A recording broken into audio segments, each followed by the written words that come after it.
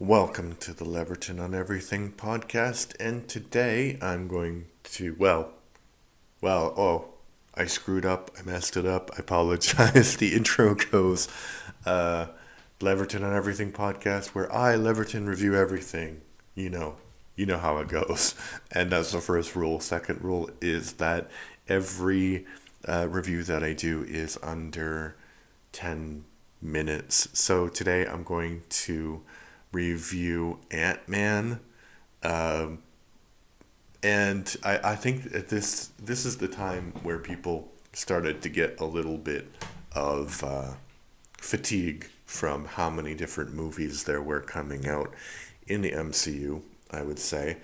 But this is one of the best sort of standalone MCU movies, and I really like it because I'm kind of like I'm trying to remember what the actor's name is, and I don't remember, unfortunately. Oh, what's his name? What's his name? Who plays Scott Lang? Very famous.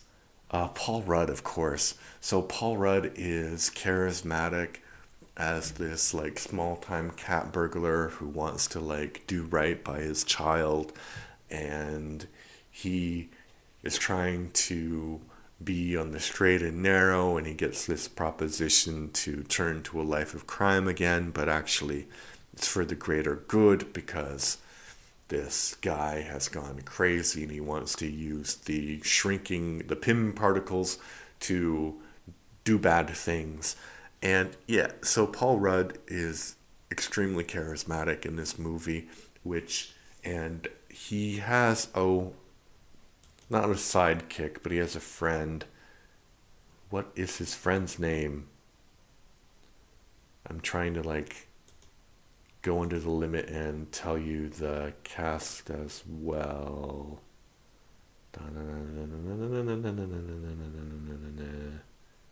Ah, Michael Pena. He's pretty funny in this as Lewis as well, and this is like the first you see of Falcon, who later becomes Captain America. I really hate that character. I do like Ant-Man though. So Ant-Man is an interesting character. And I think that the special effects in this movie are probably some of the best that uh, the MCU has to offer. And there's this great. Unfortunately, it's in the trailer, so I don't know why you would put a scene this great in the trailer, but the main villain also has a shrink suit, and Ant-Man has a shrink suit, and they're fighting on top of this toy train, and it's really dramatic because, of course, when you fight on top of a train, it's really dramatic. And then they show these two trains crashing, and the shot pulls out, and it's like toy trains, like just crashing, like boom. It's really funny. It's really great. I think that's one of the best scenes in the MCU, to be honest. So I think that's another one, along with Black Panther, that it really holds up, even if you don't like the rest of the MCU. So I would recommend people watch this movie because it's a fun movie. Is it great art? Probably not, but not everything fun needs to be great art. You know, you can enjoy both, and you don't necessarily have to enjoy great art because art is subjective.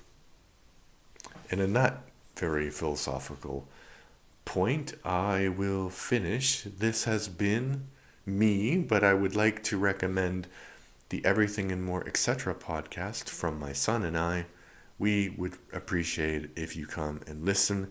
It has a much longer format, and there's two people, so that's always more interesting than just hearing me ramble. Okay, thanks, bye.